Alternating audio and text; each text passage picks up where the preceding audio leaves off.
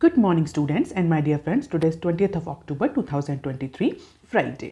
Lecture start करने से पहले अगर आपको बिजनेस स्टैंडर्ड और मिंट की पीडीएफ चाहिए तो आप इनके रिस्पेक्टिव वेबसाइट्स पर लॉगिन कर सकते हैं। इसके अलावा आप मुझे अदर सोशल मीडिया प्लेटफॉर्म्स पर भी ज्वाइन कर सकते हैं। इस टेलीग्राम चैनल पर आपको डेली फाइनेंशियल एक्सप्रेस की फ्री पीडीएफ भी मिल जाती है। इसके अलावा इकोनॉमिक टाइम्स, मिंट और बिजनेस स्टैंडर्ड की न्यूज़ हेडलाइंस की सेपरेट नोटिफिकेशन भी डेली आपको इस टेलीग्राम चैनल पर मिल जाएगी। इसके अलावा अगर आप रिसर्च ओरिएंटेड हैं, आगे रिसर्च करियर परस्यू करना चाहते हैं तो आप मुझे रिसर्च गेट पे फॉलो कर सकते हैं, जहाँ पर आपको मेरे पब्लिश किए हुए रिसर्च आर्टिकल्स भी मिल जाएंगे। Recommended play speed है इस वीडियो की 1.25x। Thought of the day is life is like riding a bicycle. To keep your balance, you must keep moving। आज के मिंट पेपर की ये 7 इंपॉर्टेंट न्यूज़ हेडलाइंस हैं, बिजनेस स्टैंडर्ड की 19 important news headlines हैं और आज के डिस्कशन में हम 11 न्यूज़ आर्टिकल्स कवर करेंगे। तो स्टार्ट करते हैं। पहला आर्टिकल जो कि मिंट के पेज नंबर 1 पर दिया हुआ है, consumer firms get an urban glow in Q2। तो इंडिया की पैक्ड कंज्यूमर गुड कंपनीज ने अपने Q2 में अच्छे परफॉर्मेंस रिजल्ट पब्लिश किए हैं और उसका जो इंपॉर्टेंट रीजन रहा है that is robust urban growth. तो जनरली अगर हम एफएमसीजी के ग्रोथ की बात करें तो 2 सेगमेंट में हम इसको डिवाइड कर लेते हैं, रूरल और अर्बन सेगमेंट। तो इस बार Q2 में जो अच्छे रिजल्ट्स पब्लिश हुए हैं, जो ग्रोथ देखने को मिल रही है रेवेन्यू में, प्रॉफिट में, यानी सितंबर क्वार्टर में जो ग्रोथ देखने को मिल रही है that is all because of the robust urban growth. Urban sector में या अर्बन रीजन में पैक्ड कंज्यूमर गुड कंपनीज ने अच्छा सेल और अच्छी परफॉर्मेंस की, जिसकी वजह से जो Q2 के रिजल्ट्स रहे वो रोबस्ट रहे। हालांकि अगर रूरल मार्केट की बात करें, रूरल सेगमेंट की बात करें तो रूरल सेगमेंट में जो डिमांड थी वो सबड्यूड रही। तो ऐसी कंपनीज, ऐसी कंज्यूमर फर्म्स या एफएमसीजी फर्म्स जिनकी जो सेल है वो लार्जली रूरल सेगमेंट पर डिपेंड करती है, जैसे कि अगर बात करें एचयूएल की, तो एचयूएल का अगर प्रॉफिट देखें तो इस क्वार्टर में एचयूएल का प्रॉफिट उतना इंक्रीज नहीं हुआ। तो ऐसे कंज्यूमर ड्यूरेबल कंपनीज या ऐसे कंज्यूमर एफएमसीजी कंपनीज जिनकी ग्रोथ या सेल जो है वो रूरल मार्केट पर ज़्यादा डिपेंड करती है, उनके रिजल्ट्स Q2 में इतने अच्छे नहीं रहे। Instead of those companies, those FMCG companies जिसकी सेल जो है अर्बन सेक्टर पे, अर्बन मार्केट पर ज़्यादा डिपेंड करती है, क्योंकि इस बार अर्बन सेक्टर में, अर्बन मार्केट में एक रोबस्ट ग्रोथ देखने को मिली। और जैसे कि हमने डिस्कस किया कि हिंदुस्तान यूनिलीवर जो कंट्री का largest house hold consumer good makers है, that underscore the resilience of urban market despite the lingering effect of pandemic. तो अगर हम एचयूएल के प्रॉफिट की बात करें तो एचयूएल का प्रॉफिट जो है 4% रहा, in line with the analyst expectation. लेकिन सेल और प्रॉफिट में भले ही 4% का इंक्रीज देखने को मिला, लेकिन अगर हम एडवर्टीजमेंट और प्रमोशन स्पेंडिंग देखें तो वो 11% तक इंक्रीज हुई है। तो जितनी भी कंज्यूमर या एफएमसीजी कंपनीज हैं उनमें इस पर्टिकुलर क्वार्टर में जो भी ग्रोथ रेट देखने को मिल रहा है that is all because of the urban growth और अर्बन मार्केट डिमांड। और एनालिस्ट का मानना है कि ऐसा इसलिए हो रहा है क्योंकि जो मार्केट रिकवरी हो रही है आफ्टर पैंडेमिक के बाद जो मार्केट रिकवरी हो रही है वो अर्बन में फास्टर हो रही है in comparison to rural market, जिसकी वजह से ये हमें डिस्क्रिपेंसी देखने को मिल रही है अर्बन मार्केट और रूरल मार्केट में। तो this is all about urban consumer shows a growing preference for premium products, जिसकी वजह से पैकेज्ड कंज्यूमर गुड कंपनीज जो है वो बेनिफिट हुई हैं Q2 में। This result is all about HUL and Nestle, ITC and year on year change in terms of percentage. तो आप देख सकते हैं कितना कितना चेंज देखने को मिल रहा है रेवेन्यू, ईबी, ITDA और नेट प्रॉफिट में in comparison to last year. आप देख लेते हैं article number 2 that is given on page number 1 of Mint paper. Farms output likely to grow by more than 3% in financial year 24। तो हम continuously discuss करते हुए आ रहे हैं कि इरेटिक मानसून की वजह से, एल नीनो इम्पैक्ट की वजह से, अनसर्टेन रेन फोरकास्ट की वजह से इंडिया में इस बार जो एग्रीकल्चर सेक्टर है वो इम्पैक्ट करेगा। हालांकि इसको लेकर के नीति आयोग के जो मेंबर हैं मिस्टर रमेश चंद्र, उन्होंने बोला है कि जो एल नीनो का इम्पैक्ट है, जो एल नीनो वेदर पैटर्न का इम्पैक्ट है, that pattern may have led a more moderate effect than earlier anticipated.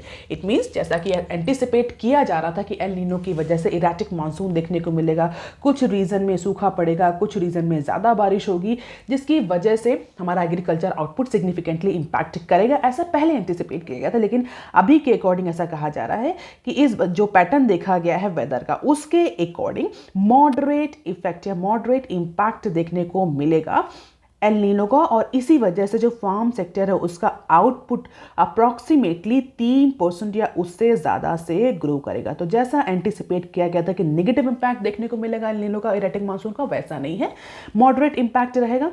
और उस मॉडरेट इंपैक्ट की वजह से एग्रीकल्चर अप्रॉक्सीमेटली 3% के आसपास ग्रो कर जाएगा, या फार्म आउटपुट जो 3% के आसपास के रेट से ग्रो करेगा फाइनेंशियल ईयर 24 में। हालांकि कहीं ना कहीं इस बात को भी एक्नॉलेज किया गया है कि अनइवन जो साउथ वेस्ट मानसून है उसका इम्पैक्ट एग्रीकल्चर या कुछ क्रॉप यील्ड्स पर देखने को मिलेगा, लेकिन अगर हम ओवरऑल इम्पैक्ट की बात करें तो ओवरऑल इम्पैक्ट बहुत ज़्यादा सिग्निफिकेंट नहीं होगा। और इसी पर्टिकुलर 3% फार्म आउटपुट की वजह से वेजिटेबल फूड प्राइसेस जो हैं आगे आने वाले टाइम में कूल डाउन हो सकते हैं। जो फूड इन्फ्लेशन है आगे आने वाले टाइम में नेक्स्ट 2 to 3 मंथ्स में वो 5 से 6% की रेंज में रह सकती है because of this 3% farm output growth rate. तो जो एनालिस्ट एक्सपेक्ट कर रहे थे, इकोनॉमिस्ट एक्सपेक्ट कर रहे थे कि रैटिक मानसून की वजह से फार्म का आउटपुट, एग्रीकल्चर आउटपुट इम्पैक्ट करेगा, जिससे अपकमिंग टाइम में फ्रूट्स और वेजिटेबल्स के प्राइसेस जो हैं वो बढ़ेंगे, जिसकी वजह से CPI इम्पैक्ट करेगा। लेकिन जो नीति आयोग के मेंबर हैं उनकी अलग कैलकुलेशन है, उनके अकॉर्डिंग आगे आने वाले 2 से 3 महीनों में जो फूड इन्फ्लेशन है, जो फ्रूट्स वेजिटेबल इन्फ्लेशन है वो 5 से 6% रहेगी। इसका मतलब कि there will be the softening of food prices. और क्यों सॉफ्टनिंग होगी? कि एग्रीकल्चर सेक्टर में एक डिसेंट आउटपुट हमें, डिसेंट ग्रोथ हमें देखने को मिलेगी। 3% इंक्रीज फार्म आउटपुट में, इसका मतलब क्या हुआ? Moderation from 3.5% growth in gross value added in sector in financial year 23। यानी फाइनेंशियल ईयर 23 में यही जो ग्रोथ रेट था एग्रीकल्चर सेक्टर का 3.5% था, इस बार 3% रहेगा। और अगर आपको याद हो तो पैंडेमिक के ड्यूरेशन में एग्रीकल्चर सेक्टर ने अच्छी परफॉर्मेंस दी थी, अप्रॉक्सीमेटली 4% के आसपास ही ग्रोथ रेट है। यानी 22 में अगर हम देखें तो 4% था एग्रीकल्चर आउटपुट, फार्म आउटपुट। 23 में 3.5 हो गया, 24 में 3% हो गया है। हालांकि बहुत ज़्यादा डिफरेंस तो नहीं है एल नीनो की वजह से, लेकिन यस इम्पैक्ट तो है क्रॉप आउटपुट पर या क्रॉप यील्ड पर, ऐसा मानना है हमारे जो नीति आयोग के मेंबर हैं उनका।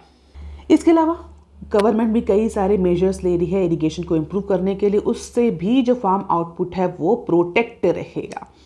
तो जो इस बार हम अप्रॉक्सीमेटली जो रेन रिसीव करने जा रहे हैं वो 6% कम है LPH, that is long period average, उससे 6% कम है। यानी हम जो जनरल एवरेज होता है मानसून का जो रिसीव करते हैं साउथ वेस्ट मानसून, उससे 6% कम है। लेकिन गवर्नमेंट के कई सारे मेजर्स हैं इरिगेशन को लेकर के, उसकी वजह से प्रॉबेबली एग्रीकल्चर आउटपुट या फार्म आउटपुट को प्रोटेक्ट करने में हेल्प मिलेगी। अब देख लेते हैं article number 3 that is given on page number 1 of main paper. Google to flag off make in India with latest Pixel in 24। तो गूगल ने थर्सडे को अनाउंस किया है कि वो अपना लेटेस्ट पिक्सल फोन इंडिया में मैन्युफैक्चरिंग करना शुरू कर देगी नेक्स्ट ईयर से।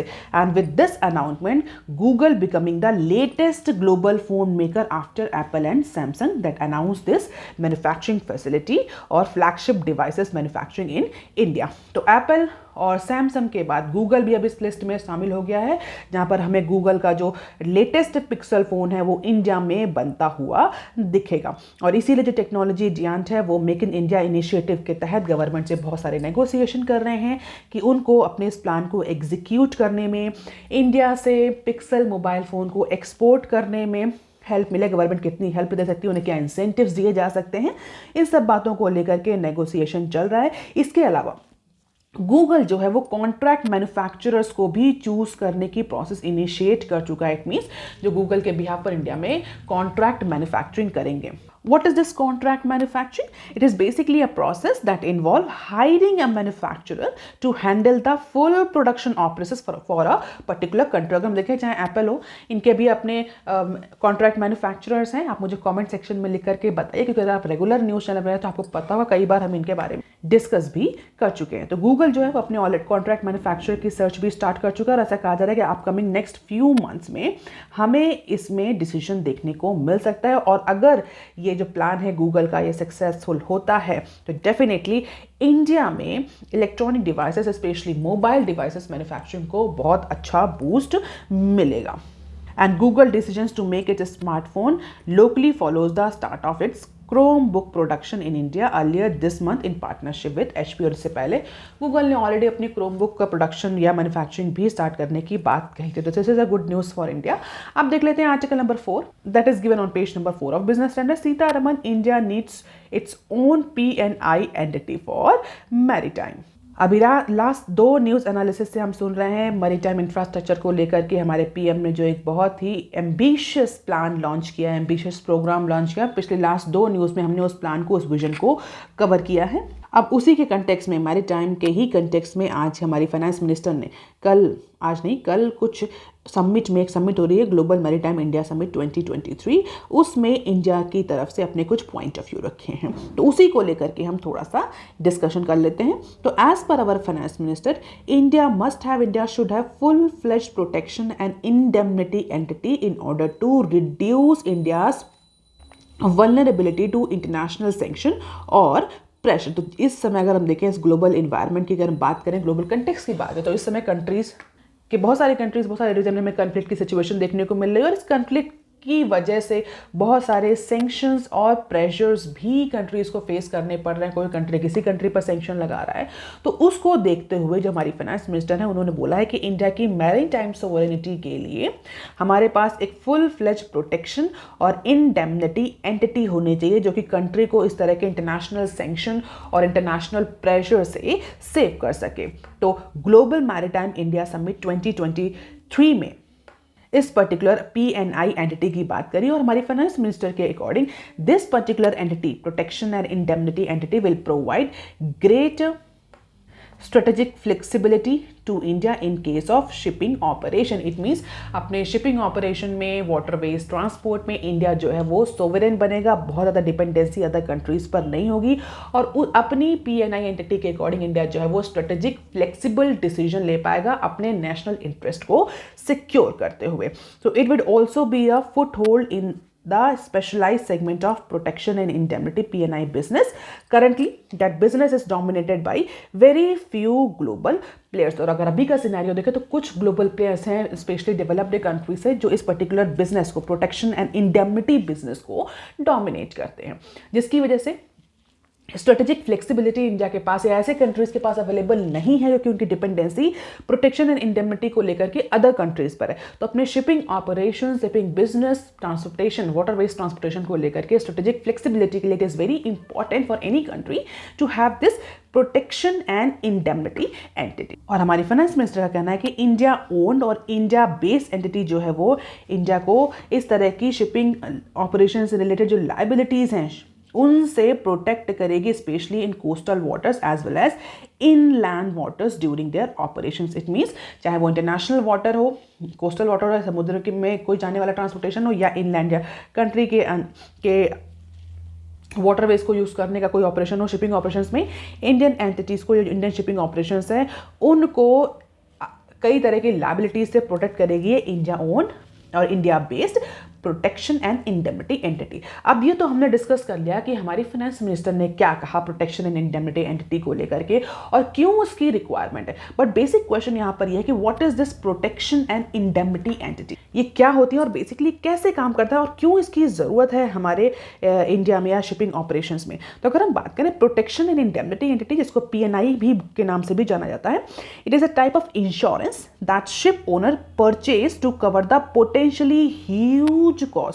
potentially huge cost of any harm they accidentally caused to people, property and the environment because of these shipping operations. और इसको मोर कॉमनली हम PNI इंश्योरेंस बोलते हैं। It is a form of mutual maritime insurance provided by PNI club और PNI sector, और इसमें कई तरह के कवरेज जो है वो इंश्योरेंस कंपनीज प्रोवाइड करती हैं। अगर इंडिया की बात है तो इंडिया के पास अभी फिलहाल के लिए इंडिया ओन्ड और इंडिया बेस्ड ऐसी कोई एंटिटी नहीं है जो इंडियन शिपिंग कंपनीज को इस तरह का इंश्योरेंस प्रोवाइड करें। और इसके लिए क्या होता है, इंडियन एक्सपोर्टर इंपोर्टर्स जो होते हैं उनकी डिपेंडेंसी अदर कंट्रीज की जो कंपनीज है PNI कंपनीज उन पर होती है। So the very basic purpose of PNI insurance is to shield the assured from the risk of his liability to other arising from his maritime activities. So unlike loss insurance, PNI responds to liability for damage or loss which assured has caused to others. So the main risk covered under liabilities, expenses and cost for loss of life, injury, illness of crews, passenger and other person, cargo loss, shortage or damage, collision, damage to dog or dogs, wreck removal, pollution, fines and penalties, mutiny, crew repatriation, quarantine, vessel diversion expenses, all these risks are basically covered by these P&I entity. और इसी को लेकर के हमारी finance minister ने एक urgent need की बात की। Ship owners buy P N insurance to cover themselves from huge cost, जैसा कि हम डिस्कस ऑलरेडी कर चुके हैं। That cost because of their transportation, that cost to cargo, people और द इन्वायरमेंट। और जनरली इसके लिए एक इंटरनेशनल क्लब भी है, इंटरनेशनल ग्रुप भी है पीएनआई का, जिसको हम आईजी के नाम से जानते हैं, जिसमें अप्रॉक्सीमेटली 13 पीएनआई क्लब्स हैं। And this group provides maritime liability coverage to 90 to 95% of all global sea tonnage. और रिसेंटली ये जो पीएनआई है ये न्यूज़ में कब आया? अगर हम बात करें oil supply from Russia in the wake of Russia Ukraine crisis, उस समय ये पीएनआई एंटिटी जो थी बहुत ज़्यादा न्यूज़ में थी, क्योंकि उस समय जो भी रशियन ऑयल शिपमेंट हो रहा था उसको यूरोपियन यूनियन को बैन कर दिया गया था, किसी भी तरह की पीएनआई इंश्योरेंस नहीं प्रोवाइड करेगा रशिया से जो ऑयल आ रहे हैं, ऑयल सप्लाई फ्रॉम रशिया उनको। तो EU insurance were prohibited from providing any coverage to tankers carrying Russian oil. उसी ड्यूरेशन में इंडिया को बहुत ज़्यादा प्रॉब्लम फेस करनी पड़ी थी, और उस पर्टिकुलर एक्सपीरियंस की वजह से now our finance minister is demanding Indian PNI services. अब देख लेते हैं article number 5 that is given on page number 6 of Business Standard. Some MNCs may face tax heat as Supreme Court clears air on MFN applicability. तो Thursday को Supreme Court of India ने बहुत long pending जो issue था regarding the applicability of most favoured nation, जो कि बहुत important clause है, किसका आप मुझे कमेंट सेक्शन में बताइए किस इंस्टीट्यूशन का बहुत इंपॉर्टेंट क्लॉज है, मोस्ट फेवर्ड नेशन क्लॉज।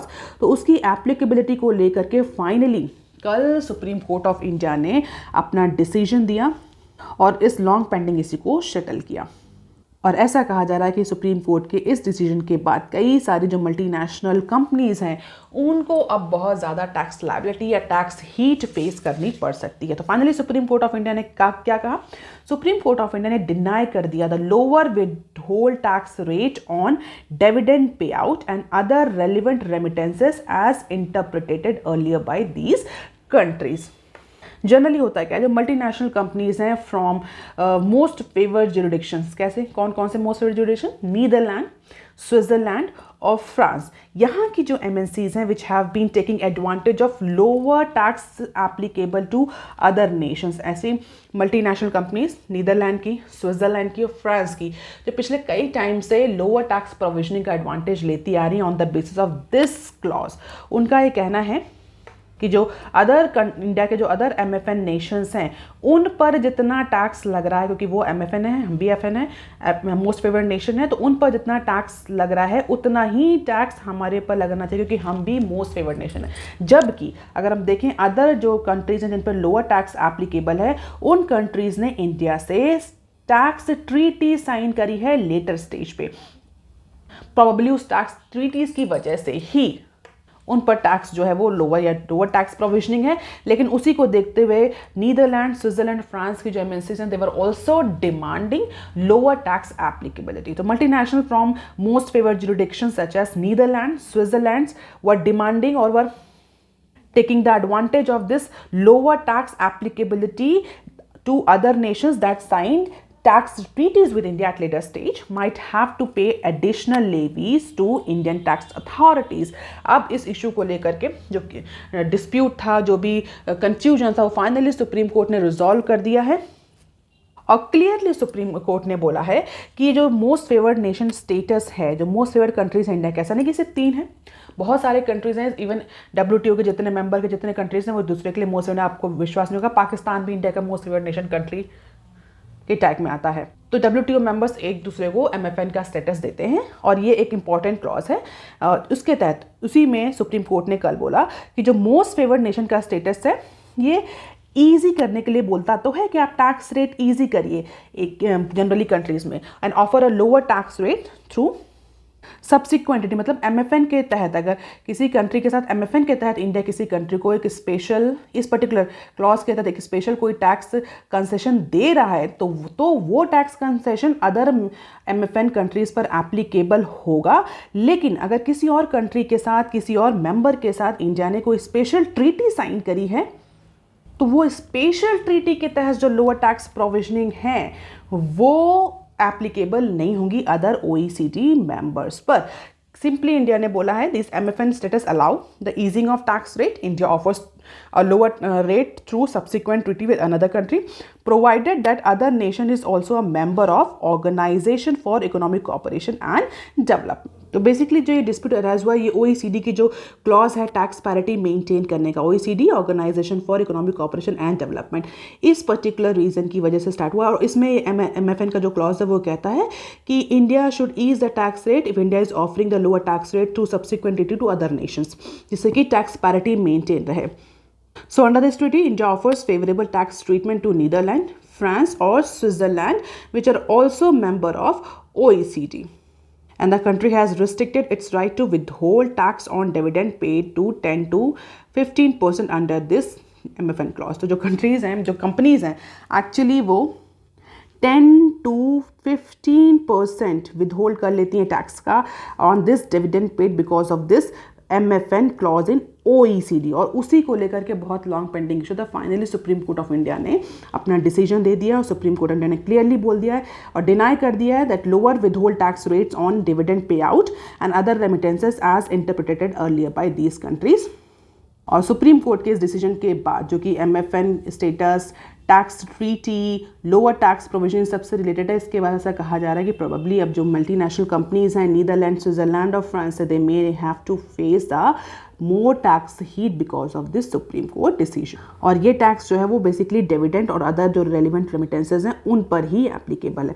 उन्हीं पर ये कंपनीज जो थी वो टैक्स एग्जम्पशन या लोअर टैक्स प्रोविजनिंग इंडिया से लेती थी। फिलहाल के लिए अब उस पर सुप्रीम कोर्ट का जजमेंट आ गया। अब देख लेते हैं article number 6 that is on page number 6 of Business standard, strengthening dollar is global risk RBI paper. तो रिजर्व बैंक ऑफ इंडिया ने स्टेट ऑफ इकोनॉमी रिपोर्ट में डॉलराइजेशन को लेकर के, डॉलर के यूजेस को लेकर के, डॉलर की स्ट्रेंथनिंग, जो डॉलर जिस तरह से स्ट्रेंथन हो रहा है उस प्रोसेस को लेकर के अपना पॉइंट ऑफ व्यू रखा है। अगर हम पिछला कुछ बैकग्राउंड हिस्ट्री में जाकर देखें तो पिछले कुछ टाइम से एक हमें डी डॉलराइजेशन की प्रोसेस देखने को मिली, जहाँ पर कंट्रीज जो है अपनी लोकल करेंसी को प्रमोट कर रही हैं because of increasing price of dollar. और इसके अलावा कंट्रीज ये भी चाहते हैं कि डॉलर पर उनकी डिपेंडेंसी खत्म हो। तो पिछले इंडिया ही नहीं, अदर कंट्रीज भी, हम देखिए रशिया ने भी लोकल करेंसी में ट्रेड करने को प्रमोट किया और अदर कंट्रीज भी लोकल करेंसी में ट्रेड करने को प्रमोट कर रही हैं in order to reduce their dependency on dollar. Primary dollar यहाँ पर बात कर रहे हैं US डॉलर की, USD की बात हो रही है। तो इसी कंटेक्स्ट को लेकर के जो रिजर्व बैंक ऑफ इंडिया की स्टेट ऑफ इकोनॉमी रिपोर्ट है उसमें एक पेपर पब्लिश किया गया है जहां पर ये बताया कि जिस तरीके से US डॉलर जिस तरीके से रिसेंट टाइम में आफ्टर पैंडेमिक और रशिया यूक्रेन क्राइसिस और इजराइल हमास वार के जिस तरह से जो डॉलर है वो स्ट्रेंथन हो रहा है, जिस तरह से डॉलर का वैल्यूएशन बढ़ रहा है, this strengthening of dollar is posing a global risk. ऐसा नहीं कि सिर्फ इंडिया और इमर्जिंग मार्केट के लिए ये रिस्क है, ये ग्लोबल रिस्क है जिसका इम्पैक्ट लगभग हर कंट्री पर देखने को मिल सकता है। क्यों? क्योंकि कंट्रीज की जो डिपेंडेंसी है डॉलर पर वो बहुत ज़्यादा है, स्पेशली एक्सपोर्ट इंपोर्ट के लिए जितना हम डॉलर का यूज़ करते हैं अदर देन कोई बहुत ही कम उतनी करेंसीज यूज़ होती है। उसका रीज़न भी है dollar is one of the hardest currency जिसमें हमें बहुत कम फ्लैक्चुएशन देखने को मिलता है।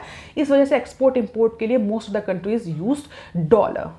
और रीसेंट टाइम में जिस तरह से डॉलर का वैल्यूएशन बढ़ा, जिस तरह से डॉलर स्ट्रेंथन हुआ है, उसकी वजह से ग्लोबल रिस्क जनरेट हो रहा है रिजर्व बैंक ऑफ इंडिया के पेपर के अकॉर्डिंग। क्योंकि जिस तरह से डॉलर स्ट्रेंथन हो रहा है, this will tighten the financial conditions according to report, despite adding more to its foreign exchange reserve than any other major countries holding forex. तो भले ही कंट्रीज अपने फॉरेक्स में कितना भी डॉलर ऐड करने, इसके बावजूद भी रिस्क तो है वो इंक्रीज होता जा रहा है। क्योंकि जितने भी एनर्जी इंपोर्टर्स हैं, जैसे इंडिया एक इंपॉर्टेंट एनर्जी इंपोर्टर कंट्री है, यानी स्पेशली जो क्रूड ऑयल हम जिस तरीके से इंपोर्ट करते हैं, और जिस तरीके से क्रूड ऑयल के प्राइसेस बढ़ रहे हैं उसका इम्पैक्ट हमें इन्फ्लेशन पर भी देखने को मिल रहा है। और उसी कंटेक्स्ट में US डॉलर जो है वो और ज़्यादा स्ट्रॉन्गर होता जा रहा है। This is create a pernicious feedback loop as per the expect. एक परनीशियस, एक विशियस साइकिल क्रिएट हो रही है कि जो डॉलर है वो स्ट्रेंथन हो रहा है, इंपोर्ट क्रूड ऑयल का जो प्राइस है वो इंक्रीज हो रहा है, इन्फ्लेशन बढ़ रही है, और जिसकी वजह से एक परनीशियस लूप क्रिएट होता जा रहा है as per the RBI report. और इसका इम्पैक्ट कंट्रीज़ के फॉरेन एक्सचेंज रिजर्व पर भी देखने को मिल रहा है। अगर इंडिया के कैलेंडर ईयर की बात करें, 2023 में इंडिया का जो फॉरेक्स है वो इंक्रीज हुआ है by $22 2.0 billion, and this is the highest among major forex reserve holding countries according to the report. और अक्टूबर 6 के डेटा के अकॉर्डिंग अप्रॉक्सीमेटली 584.7 बिलियन का फॉरेक्स रिजर्व है इंडिया के पास, in spite of this increasing forex, क्योंकि डॉलर का जिस तरह से स्ट्रेंथनिंग हो रही है तो कंट्रीज क्या कर रही है, अपने फॉरेक्स रिजर्व में डॉलर का प्रपोर्शन बढ़ा रही है, अपना फॉरेक्स रिजर्व इंक्रीज कर रही है। और यही हमें सिमिलर ट्रेंड हमें इसमें भी देखने को, इंडिया के केस में भी देखने को मिल रहा है।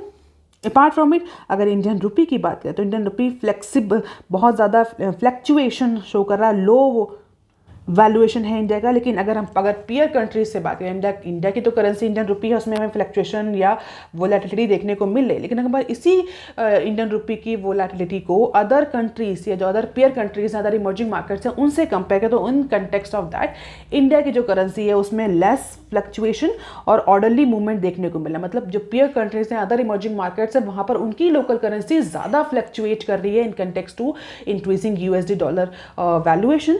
इंडिया के पास थोड़ा सा, इंडिया की करेंसी कम फ्लक्चुएट है, इंडिया की करेंसी थोड़ा स्टेबल रही है in spite of elevated US treasury yield, a stronger dollar, क्योंकि हमारे पास जो रिजर्व फॉरेक्स एक्सचेंज रिजर्व है वो एक significantly Reserve Bank of India maintain करे। इसके अलावा time to time Reserve Bank of India Indian rupee को वैल्यूएशन को मेंटेन करने के लिए इंटरवेंशन भी करती रहती है, जिसका इंपैक्ट विजिबल है हमारी करेंसी में लो वोलेटिलिटी और ऑर्डरली मूवमेंट के फॉर्म में। तो इसको लेकर बहुत डिटेल एक पेपर पब्लिश किया है रिजर्व बैंक ऑफ इंडिया ने।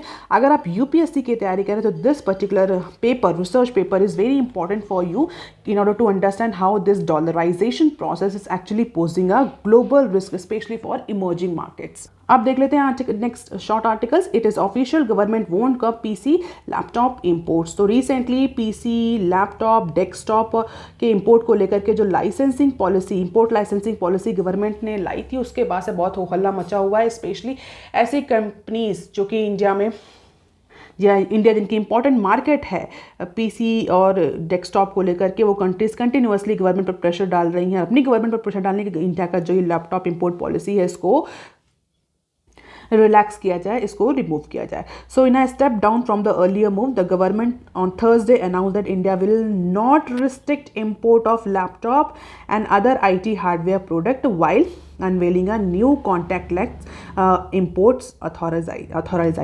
authorization system। तो फाइनली गवर्नमेंट ने अनाउंस कर दिया है कि इंपोर्ट पर किसी भी तरह का बैन नहीं लगाएगी। जो नया सिस्टम आ रहा है जिसके तहत इंपोर्ट किसी भी पीसी या किसी भी डेस्कटॉप के इंपोर्ट के लिए पहले उसकी लाइसेंसिंग ज़रूरी है, तो गवर्नमेंट का कहना है कि simply authorization system government launch कर रही है, इंपोर्ट पर किसी भी तरह का रिस्ट्रिक्शन नहीं लगा जाएगा। तो industry has been in tizzy for over 3 months, जो सेंटर ने अनाउंस कर दिया था। फाइनली सेंटर ने बोला किसी भी तरह का इंपोर्ट बैन नहीं लगेगा, और जो हम ऑथराइजेशन सिस्टम ला रहे हैं it is mere authorization system. इससे हम किसी भी तरह से पीसी, डेस्कटॉप या हार्डवेयर का इंपोर्ट बैन नहीं करेंगे। And this was the first time the two key department, Ministry of Information Technology and DGFT, which have been the part of MOVE, come together in a joint press conference, और उन्होंने इस particular apprehension को remove किया। और अगर India के top importing countries की बात करें, Vietnam, Netherlands, Taiwan, Malaysia, US और हांगकांग, सिंगापुर जैसे कंट्रीज़ इस पर्टिकुलर डिसीजन से इम्पैक्ट होते अगर किसी भी तरह का इंपोर्ट रिस्ट्रिक्शन लग जाता पीसी और डेस्कटॉप पर। अब देख लेते हैं next clip. We will work with India on import of laptops. तो ये एक इंटरव्यू है, किसका इंटरव्यू है? Mister Arun Venkataraman. He is US Assistant Secretary of Commerce for Global Market and Directorate General of the US and Foreign Commercial Services. तो उनके भी recently new Delhi की विजिट हुई है, तो उसी में उनसे पूछा गया what is the probable reason why he is visiting India to this conflict time. तो उसको लेकर के उनके अपने कुछ इंपॉर्टेंट क्वेश्चन, इसके अलावा इंपोर्ट पॉलिसी, वो जो लैपटॉप के इंपोर्ट की पॉलिसी थी उस पर लेकर के भी उनके से क्वेश्चन पूछे गए। उन्होंने बोला कि इस इंपोर्ट लाइसेंसिंग पॉलिसी पर जो यूएसए है वो इंडिया के साथ मिलकर काम करेगा। फिलहाल यूएसए नहीं चाहता कि इंडिया किसी भी तरह से लैपटॉप, डेस्कटॉप, पीसीज का जो इंपोर्ट है वो बैन करे। तो मोर और लेस इंटरव्यू में यही है। इसके अलावा आप देख लेते हैं next clip. HUL Q2 profit fall slightly, rural demand subdued. जो न्यूज़ हम ऑलरेडी मिनट में कवर कर चुके हैं, जहाँ पर हमने आपको बताया कि किस तरीके से HUL की डिपेंडेंसी रूरल मार्केट पर ज़्यादा है और रूरल मार्केट में जो डिमांड है इस बार सबड्यूड रही है। हालांकि अर्बन सेगमेंट में हमें एक रोबस्ट ग्रोथ रेट देखने को मिला। तो because of the highest dependency of HUL market and Indian rural market, HUL company और Indian rural market, there is a subdued और the profit fall in Q2 of financial year 24 for HUL। अब देख लेते हैं nextly, food prices to remain stable during festival season, set food secretary, तुम्हारे जो food secretary हैं mister Sanjeev Chopra, उन्होंने बोला है कि जो एसेंशियल्स के प्राइस हैं जैसे कि sugar, wheat, edible oil, rice, ये फेस्टिवल सीजन में इनके प्राइस स्टेबल करेंगे। भले ही डिमांड कितनी ज़्यादा इंक्रीज हो, गवर्नमेंट ने ऑलरेडी बहुत सारे मेजर्स ले लिए हैं in order to ensure the domestic supply, जिसकी वजह से जो कंज्यूमर और इकोनॉमिस्ट एंटिसिपेट कर रहे थे कि प्राइसेस जो हैं वो इंक्रीज हो जाएंगे एसेंशियल कमोडिटीज़ के, ऐसा कुछ नहीं होगा। गवर्नमेंट ने कई सारे मेजर्स लिए हैं in order to ensure the domestic supply. तो food prices will remain stable during the festival season. और जैसा कि अभी हमारे रिसेंटली नीति आयोग की न्यूज़ हमने कवर भी किया था कि जो नीति आयोग के मेंबर उन्होंने भी बोला है कि जो फूड और वेजिटेबल के प्राइसेस है वो अपकमिंग मंथ में मॉडरेट रहेंगे, बहुत ज़्यादा इंक्रीज हमें देखने को नहीं मिलेगा, क्योंकि एग्रीकल्चर आउटपुट जो है 3% की रेट से अपना ग्रोथ रेट मेंटेन करेगा। अब देख लेते हैं next, 3 of 4 flexi workers had contract over 6 months। More than 3 out of 4 flexible worker, जिनको ऐसे वर्कर जो कि ऑन डिमांड वर्कर, जिनको ऑन डिमांड वर्कर भी बोलते हैं, had a contract that last 6 months। यानी 4 में से 3 फ्लेक्सिबल वर्कर कॉन्ट्रैक्चुअल वर्कर्स के पास एटलीस्ट 6 महीने का कॉन्ट्रैक्ट है वर्क का in financial year 23। And why we are discussing कि भाई फाइनेंशियल ईयर 23 में कैसा रहा कॉन्ट्रैक्चुअल और फ्लेक्सिबल वर्कर्स की कंडीशन। तो फाइनेंशियल ईयर 23 में ये कहा गया कि 4 में से 3 वर्कर्स के पास 3 महीने का कॉन्ट्रैक्ट, अप्रॉक्सीमेटली 3 महीने का कॉन्ट्रैक्ट रहा, इसका मतलब ये है कि गेनफुली एम्प्लॉयड रहे एक लार्ज सेक्शन जो वर्कर्स का है, वर्कफोर्स का है, वो गेनफुली एम्प्लॉयड रहा ड्यूरिंग फाइनेंशियल ईयर 23। ऐसा नहीं रहा कि हमें कॉन्ट्रैक्चुअल वर्कर और फ्लेक्सिबल वर्कर के केस में अनएम्प्लॉयमेंट देखने को मिला। And the share of flexible worker are staying in the job for more than 6 months has increased to 78% in financial year 23. That was 71% in financial year 22. तो जो flexible workers हैं उनका share भी increase हो रहा है, स्पेशली ऐसे flexible worker, contractual worker, on demand worker, जिनके पास एटलीस्ट 6 महीने का कॉन्ट्रैक्ट है, यानी 6 महीने उन्होंने उस ड्यूरेशन में इस फाइनेंशियल ईयर 23 में काम किया। तो they have gain the gainful employment, their share is also increasing as per the report released by Staffing Firms Indian Staffing Federation ISF on Thursday. So that is all for today, students. Please like, share and subscribe. Thank you. Have a nice day.